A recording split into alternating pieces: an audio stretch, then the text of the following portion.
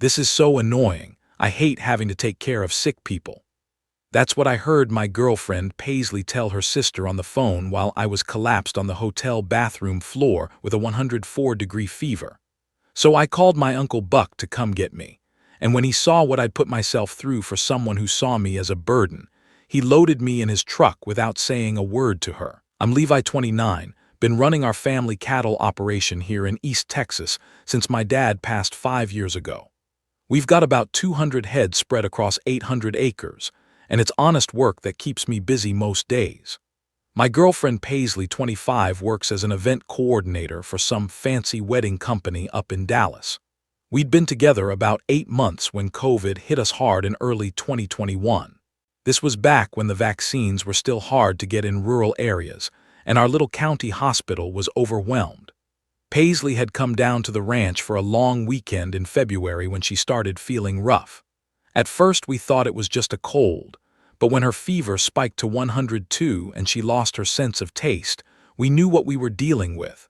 The problem was her parents back in Dallas. Both in their 60s with health issues, and she'd been staying with them between apartment leases. No way she could go home and risk exposing them. The nearest hotel that would take someone with COVID symptoms was 45 minutes away, and even then, most places were turning folks away. "I can't stay here and get you sick," she said, sitting on my couch wrapped in blankets and shivering despite the fever. "You're not going anywhere," I told her. "We'll figure something out." That's when I did something that probably sounds crazy to city folks. I drove to the nearest town with a decent hotel place called the Pineview in about 40 minutes south and rented a room for a week. Told them it was for COVID isolation, slipped the desk clerk an extra $100 to make sure housekeeping stayed away, and basically set up a field hospital. But here's where it got expensive and desperate. This was during that shortage when you couldn't find basic medicine anywhere. Made 2 long runs that first day alone. Fever medicine, Gatorade, soup, throat lozenges. Most local places were cleaned out, so I had to drive to the next county over.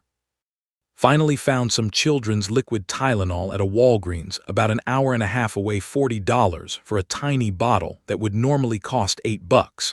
Had to go back out that evening for a humidifier and extra pillows when her breathing got worse. Spent close to $600 just getting basic supplies because everything was marked up or out of stock. Paisley was hit hard. Fever that wouldn't break, cough that sounded like it was tearing her lungs apart, couldn't keep food down for the first 2 days. I stayed in that hotel room with her, sleeping maybe 30 minutes at a time, checking her temperature every 2 hours, making sure she stayed hydrated. Day 2, I started feeling it. That scratchy throat feeling, then the body aches. But Paisley was still so sick and there wasn't anybody else. Her parents couldn't come down. My Uncle Buck was dealing with his own COVID exposure from a neighbor, and the local hospital was turning away anyone who wasn't critical. So I kept quiet about my symptoms. Kept bringing her ice chips when the fever got bad, helped her to the bathroom when she was too weak to walk steady, stayed up all night listening to her breathing to make sure it didn't get worse. By day 3, I was running my own fever but hiding it. Took Tylenol when she was sleeping, splashed cold water on my face to keep the flush down. The medicine we had was for her, she needed it more than I did, and there wasn't enough for both of us anyway. Day 4, she started turning the corner. Fever broke, appetite came back a little, could sit up and hold a conversation. I was getting worse, but seeing her improve made it worth it. That's what you do for someone you love, right? You make sure they're okay first. Day 5 was when everything changed, but I need to explain what led up to it first. Paisley was feeling well enough to be on her phone, talking to friends and family, complaining about being cooped up. I was barely functioning, fever climbing, dizzy when I stood up, but still making sure she had fresh water, bringing her food from the vending machines, keeping the room clean. "You look terrible," she said that afternoon like she was just noticing. "I'm fine," I lied, "just tired." "Well, don't get too close. I'm finally feeling better and don't want a relapse or any complications." That night my fever spiked to 104. I remember trying to get to the bathroom and everything going sideways. Woke up on the floor with Paisley standing over me looking annoyed rather than worried.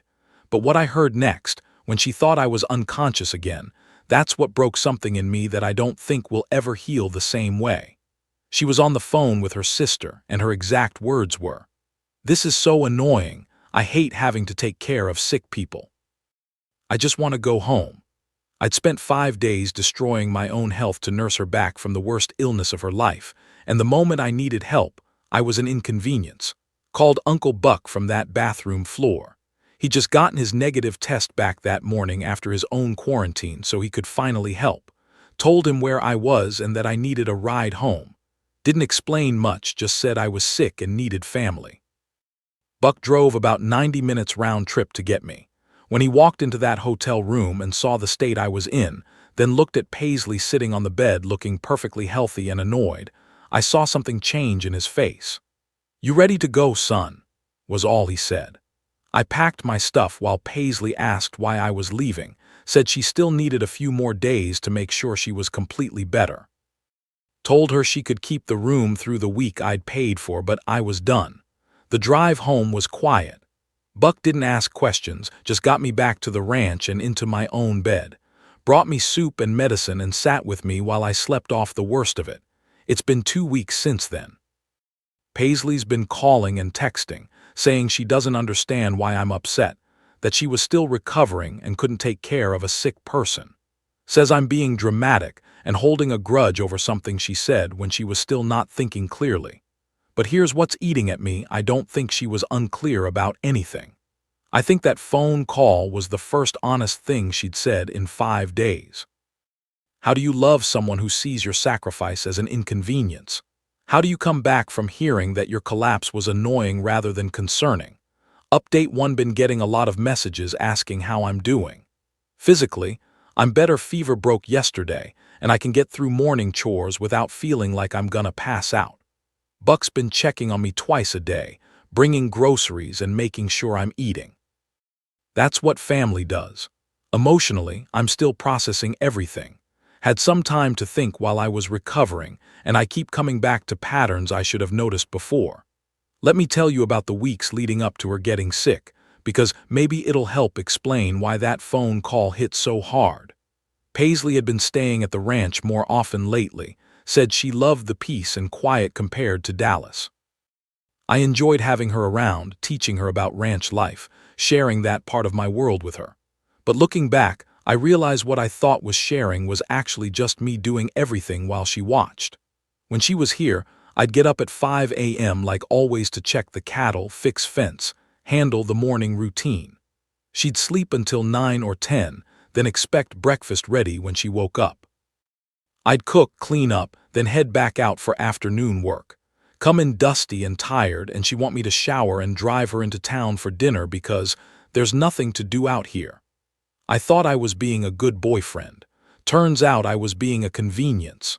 The weekend before she got sick, we'd planned to go to a cattle auction in the next county. I'd been looking forward to it, wanted to show her that side of the business, maybe find a good bull for breeding season. Saturday morning came, and she decided she didn't want to get up early and stand around looking at smelly cows all day. So I stayed home. Missed an auction I'd been planning for months because she wanted to sleep in and hang around the house.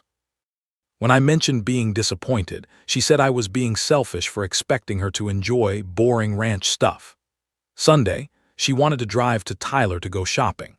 3 hours round trip, plus however long in stores looking at clothes she probably wouldn't buy. I'd been planning to fix a gate that'd been giving me trouble for weeks, but she said we never did anything fun together. So we went shopping. Spent the whole day in stores while I carried her bags and nodded when she asked how things looked. Got home after dark, too tired to fix the gate, which meant starting the week behind on ranch work. I'm not saying she was intentionally manipulative. I think she genuinely didn't understand that I had responsibilities beyond entertaining her. But the pattern was clear: her wants always came first, and my needs were negotiable. During those 5 days in the hotel, I thought I was showing her love through sacrifice. Putting her health above mine, making sure she had everything she needed, staying up nights to monitor her condition. In my mind, that's what partnership looked like: taking care of each other when life gets hard. But when the roles flipped and I was the one who needed care, suddenly I was an inconvenience, a burden. Something annoying she had to deal with instead of someone she wanted to help get better. Buck came by yesterday evening, found me sitting on the porch staring at nothing particular. He's not much for long conversations, but he's got a way of cutting straight to the heart of things. "You figure out what you're gonna do about that girl?" he asked, settling into the other chair. "Don't know. She keeps calling, saying I'm being unfair." "Unfair how?" "Says she was still sick and couldn't take care of me properly, that I should understand she wasn't at full strength yet." Buck was quiet for a long moment.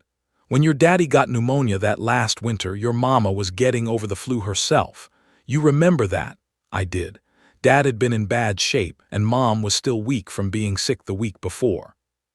"She slept on the floor next to his bed for 3 nights, Buck continued. "Fed him soup with a spoon, helped him to the bathroom, called the doctor every few hours. Wasn't at full strength, but that didn't matter when someone she loved needed help. That's different. They were married.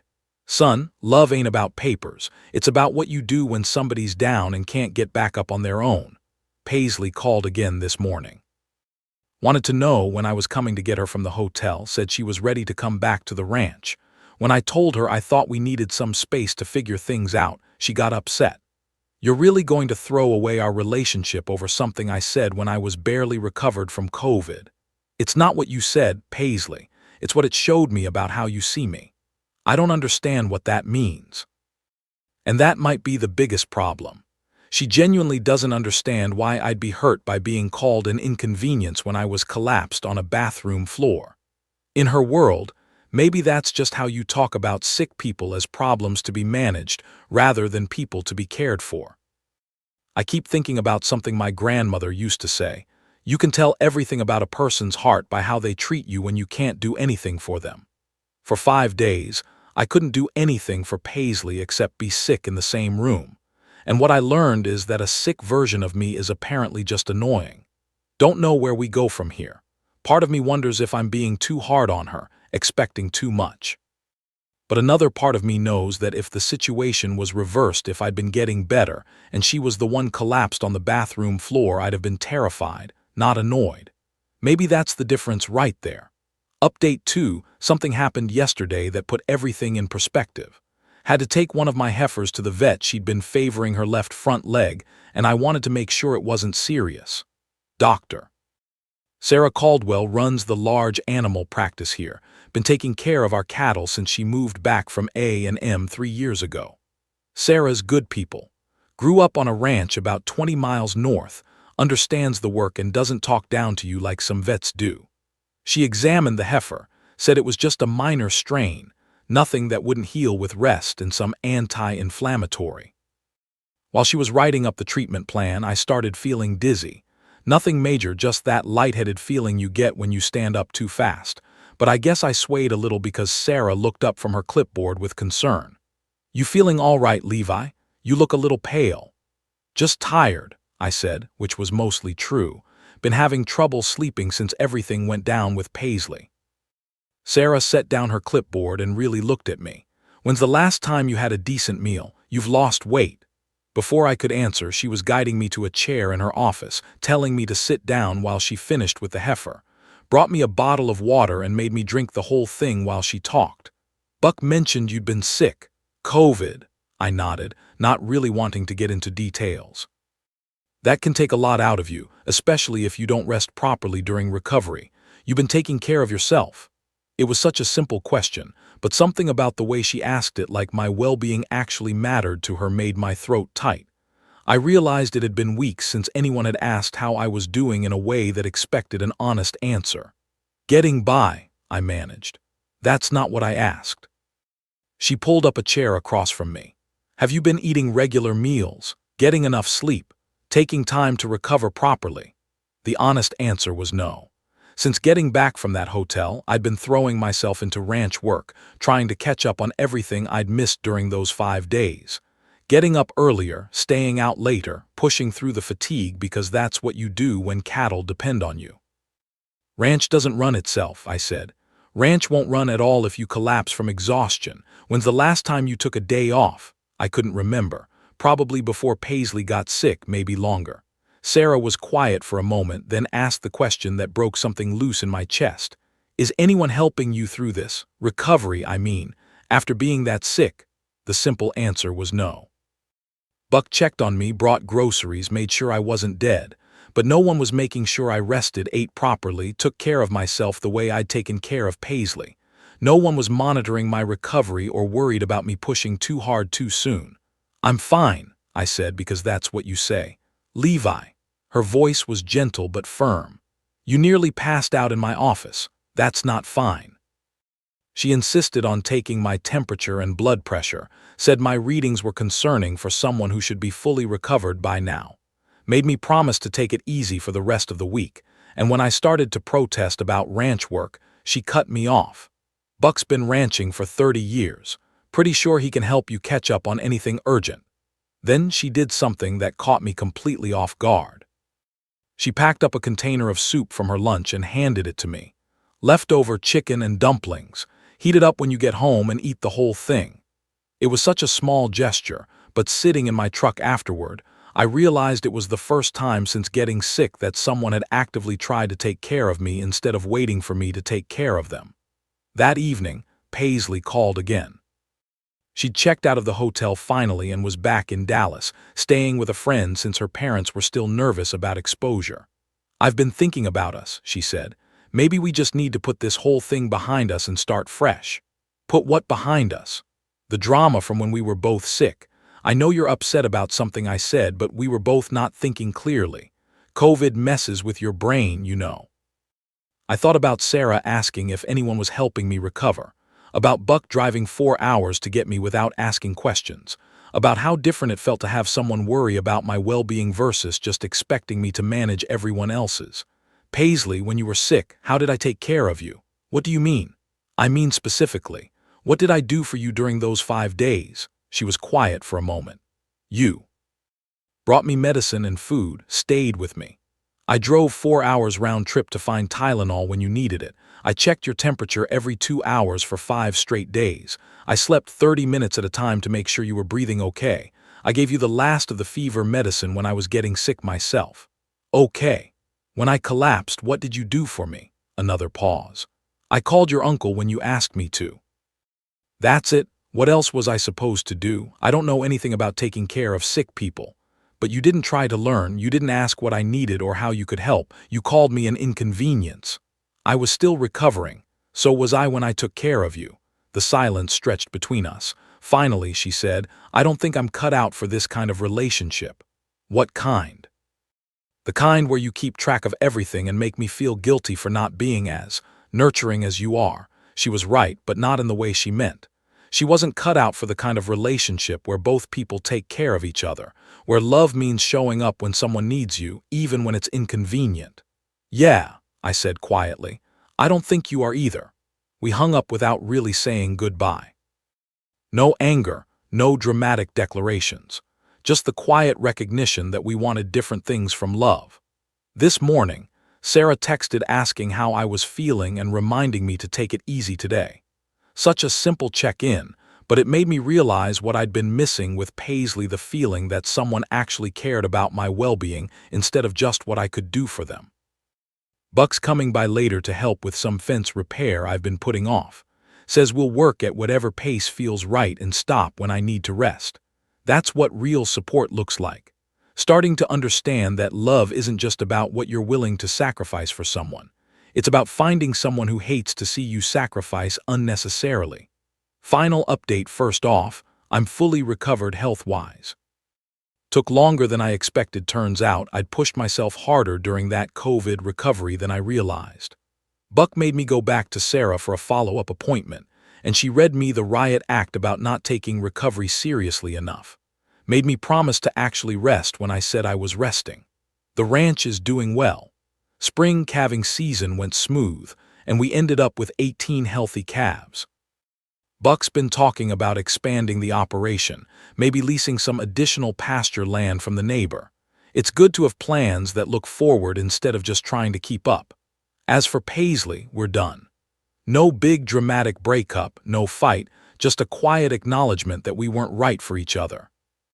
She's seeing someone new, a banker from Dallas who, according to mutual friends, hires a cleaning service, and orders takeout most nights.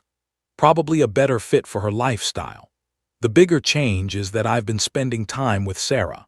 Nothing rushed or dramatic, just coffee after vet visits that turned into dinner invitations that turned into realizing we enjoy each other's company. She gets the ranch life, understands the work, and doesn't see it as something she needs to be entertained around. Last month I caught a minor cold, nothing serious, just the usual spring sniffles. Sarah showed up at my door with homemade soup and insisted on checking my temperature even though I kept saying it was just a cold. "I don't care if it's just sniffles," she said, unpacking what looked like enough food for a week. "You're terrible at taking care of yourself when you're sick." Watching her fuss over a basic cold made me understand something I'd missed before. When someone loves you, your discomfort becomes their concern. They don't see caring for you as an inconvenience, they see it as a privilege. The contrast with Paisley couldn't be sharper. Where Paisley saw my needs as competition for her comfort, Sarah sees them as opportunities to show care. Where Paisley waited for me to serve her, Sarah looks for ways we can take care of each other. It's not that Sarah's perfect or that our relationship doesn't have challenges. But when I mentioned I was nervous about getting close to someone again after what happened, she said something that stuck with me. The right person doesn't make you afraid to need them. She's right. With Paisley, I learned to hide my needs because expressing them made me a burden. With Sarah, I'm learning that having needs doesn't make you weak, it makes you human. Yesterday, we were working cattle together. Sarah was here to check on a bull that's been looking sluggish, and I was moving the herd into a different pasture. Around noon, she called a break and made us both sit in the shade with cold drinks. "You don't have to stop working just because I need a break," I told her. "I'm not stopping for me," she said. "I'm stopping for you. You've been pushing hard all morning and haven't had water in 2 hours. That's the difference." Paisley would have expected me to work through heat and dehydration to meet her schedule. Sarah notices when I need care and makes sure I get it, even when I don't ask. I'm not saying I've got it all figured out now, or that I don't still struggle with asking for help when I need it. Growing up believing that love means sacrificing everything doesn't change overnight. But I'm learning to recognize the difference between someone who appreciates your sacrifice and someone who expects it. Buck summed it up best last week when Sarah was here helping with some equipment repairs.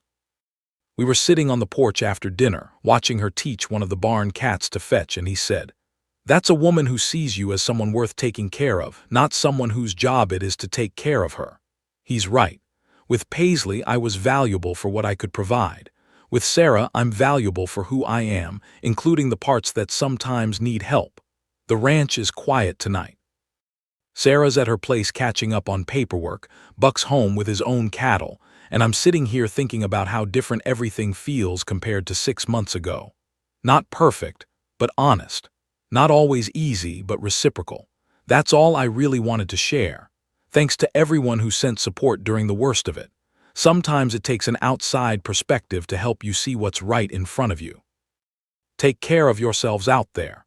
And remember, the right person doesn't see your needs as inconvenience. They see them as a chance to love you better.